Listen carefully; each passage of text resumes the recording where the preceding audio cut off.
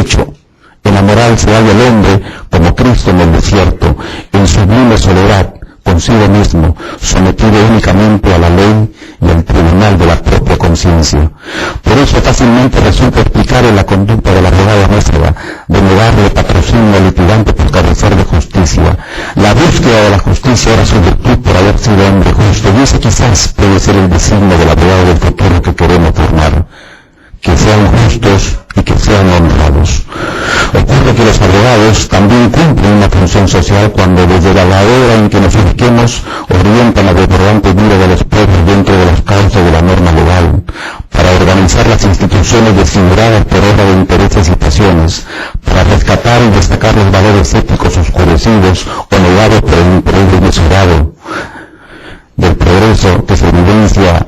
en el mercantilismo, para inculcar principios frente a su permanente innovación o a su troque por acomodos o actos ocultos de corrupción. La abogacía, distinguida concurrencia, es una profesión cuyo sustento teórico se halla en la ciencia más alta de todas las cosas divinas y humanas, como denominó el plano a la jurisprudencia, y cuyo ideal práctico consiste en que la conducta siga derechamente por los caminos de la vida. He aquí la dignidad de esta profesión nuestra, fundada en un dogma que no debemos jamás olvidar, la fe en el homo sacra res humani, o sea, en la persona humana. Todo buen abogado deberemos hacer nuestras esas inmortales palabras que Platón pone en labio de Sócrates en el Gorgias. El espíritu, dice, estará constantemente ocupado en buscar los medios para hacer que nazca la justicia en el alma de sus conciudadanos y que se destierre la injusticia, en hacer germinar en ella la templanza y descartar las intemperancias, y en introducir todas las virtudes y excluir todos los vicios. En su función política, la abogacía ha sido un factor importante y decisorio en la elaboración de espléndidas y aún redundantes arquitecturas jurídicas que, por ejemplo, se reflejan en las 14 constituciones políticas que hasta la fecha han regido a nuestro país. Códigos, tratados, teóricos, de doctrina, jurisprudencia, lo mismo que los volúmenes llenos de sabiduría y conocimiento que contienen las resoluciones judiciales, principalmente la del Tribunal Constitucional, no son otra cosa que una suerte de metales que solamente hacen ruidos y pierden, o siquiera disminuyen su inspiración con el sentimiento moral. Esa conexión semejante a un cordón umbilical es lo que al final de cuentas las alimenta y es lo que les da sentido moral a las leyes y a las decisiones judiciales. Por consiguiente, un derecho corporalmente orientado, dispuesto en dirección a ese valor ético o bien social que denominamos justicia, deberá contribuir a forjar una sociedad donde ese valor esté al servicio de todos, y la misión de los abogados en buscar el enlace de ese mundo precario de acontecimientos con aquel mundo del deber ser del derecho que es la justicia, con lo cual siempre el auténtico sentimiento jurídico estará radicalmente vinculado con el sentimiento moral. Y por último, considero, a la luz de toda esta exposición llevada a cabo esta noche, que para batallar contra la corrupción no solo es suficiente la elaboración de leyes inflexibles ni creando organismos especializados del Estado para que se las enfrenten. Considero que serán apenas medidas meramente efectistas que lo que va a producir es que esta lacra social se repliegue y vuelva a aparecer después con mayor desenfado, como ha venido ocurriendo a lo largo de toda nuestra historia. Para extirparla definitivamente se requiere desarticularla de nuestro organismo social, y ese propósito, desde este punto de vista, solo se logrará a nivel de educación y de vidas ejemplares de auténticos prototipos de ciudadanos. La educación, al ser revalorada de la familia, evitará primero de que existan menos madres e hijos abandonados, y para que también desde los colegios se empiece con la enseñanza de los valores morales. El ejemplo de vida, o sea, la conducta moralmente rectilínea, es muy importante para combatir a la corrupción que, como dije antes, se encuentra dispersada en el mundo. Existe un precedente foráneo que me voy a permitir traerlo a colación, y al tomarlo en cuenta me va a facilitar secundar la tesis de que los gestos y conductas de ciudadanos honestos a veces son socialmente determinantes para hacer frente a esta deplorable aberración social. El Renacimiento de Palermo, como se le ha llamado a ese episodio que aconteció en Italia y que conmovió al mundo en la década de los 90, No se podría recordar en esta ocasión si no destacáramos la lucha frontal contra la mafia siciliana que protagonizaron dos eximios abogados y mejores magistrados, Giovanni Falcone y Paolo Borsellino, jueces que tuvieron convicción, visión y sobre todo coraje para cambiar un estado de cosas que hasta ese entonces dominaba la mafia.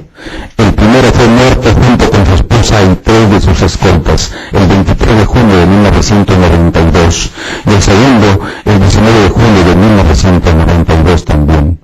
El 23 de julio de 1992 fue asesinado el juez Giovanni Falcone, director general del Ministerio de Justicia de Italia y símbolo viviente de la lucha contra la mafia. Sus enemigos le hicieron volar con una tonelada de explosivos activados por control remoto, el vehículo blindado en que viajaba por la autopista Palermo-Trapani a 20 kilómetros de la capital de Sicilia. Con el magistrado que 3 días antes había cumplido 53 años, murieron su esposa y 3 agentes de su custodia.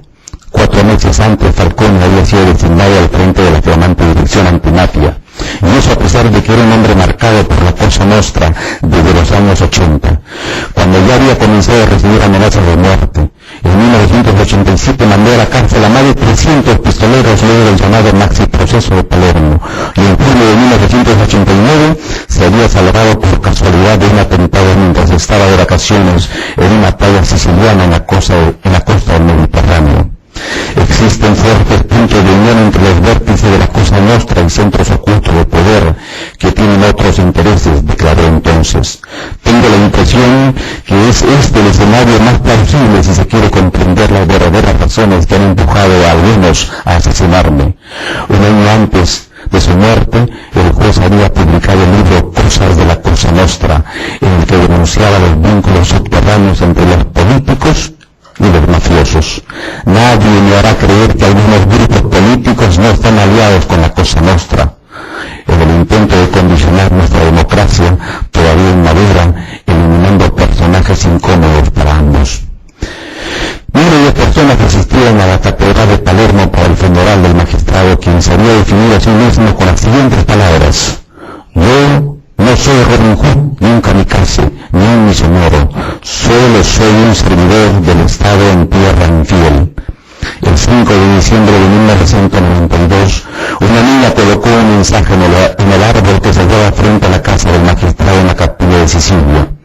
No quisiste tener hijo, yo hubiera querido ser uno de ellos, escribió la pequeña Lisa en una hoja de cuaderno escolar. Desde entonces, el árbol de Falcone, como se le conoce ahora, se cubrió de notas. Dedico mi diploma a Giovanni Falcone porque es el fruto de un trabajo limpio, sin ayuda de padrinos ni recomendaciones. La mafia será derrotada con pequeños gestos cotidianos, decía el mensaje de un universitario.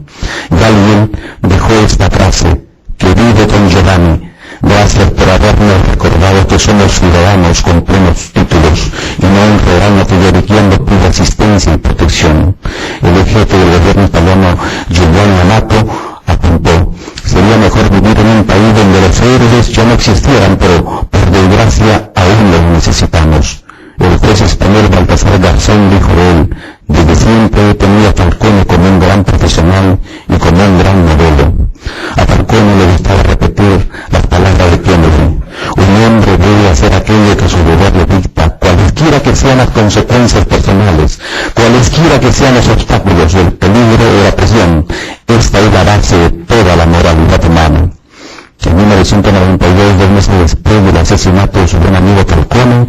Paolo Borsellino murió al explotar otro coche bomba estacionado en la vía de Alenia en Palermo. El atentado se cobró además la vida de 5 policías. Un coche bomba explotó en Palermo delante de la casa de la madre del juez Borsellino, que murió junto con 5 personas de su escolta, y no habían pasado todavía 2 meses desde el atentado mortal que sufrió su gran amigo. Hoy se consideran a Paolo Borsellino y a Giovanni Falcone como 2 de los magistrados más importantes asesinados por la mafia siciliana y que se les recuerda como símbolos principales de la batalla que libró el Estado contra esa mafia. En ellos es admirable que hayan muerto sin haber traicionado sus convicciones en sus condiciones de abogados ejemplares y jueces honestos. Y esa forma de tener convicción moral me parece que entre nosotros pasa por incidir en la educación, que ineluctablemente debe ser revalorada desde la familia, pasando por la escuela y la universidad, para que sus integrantes sean orientados en sus deberes cívicos y en la honestidad con la enseñanza de la responsabilidad y el ejemplo. En nuestra Casa Superior de Estudios es justo por eso reconocer el énfasis que han puesto en este aspecto el señor decano, nuestro jefe de departamento académico, al haberse constituido en los sílabos, entre otras competencias, el de la cognitiva, que se vincula con las enseñanzas de los valores éticos con la fundada esperanza, por supuesto, de que en un futuro inmediato tengamos no solo abogados que exhiban excelencia académica, sino también abogados que sean justos y honrados. Otro aspecto que efectivamente contribuye en la conjura de la corrupción es reconstruir nuestra tradición y memoria respecto de aquellos abogados y maestros del derecho que han sido y son también ejemplos de conducta moral. Y ha sido precisamente por iniciativa también del señor decano que el año pasado, un 2 de abril, por el Día del Abogado precisamente, se organizó una ceremonia de recordación a espléndida figura de la abogacía pertenecientes a nuestra facultad, distinguiéndolos con nuestra máxima gratitud al haberlos frecuentado en nuestros recuerdos. Fue una nueva ocasión donde nuestras certezas por la profesión se reforzaron doblemente. Fueron inolvidables abogados y maestros con quienes sentíamos lo que quiere decir en la vida de la abogacía ser colegas, este sentido que nos enseña, que se vive en la conciencia de todo abogado. Fueron ejemplos insuperables de lealtad.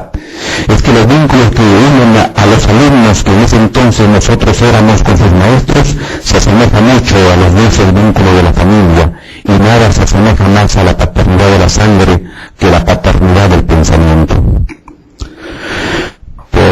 Ya han transcurrido varios años y nuestras sienes ahora se van tornando grises, pues la tristeza de esa inexorable transitoriedad humana se atenúa y dosifica cuando ante los ojos de nosotros, ahora profesores, reunimos en la juventud de nuestros alumnos las mejores virtudes que transmitimos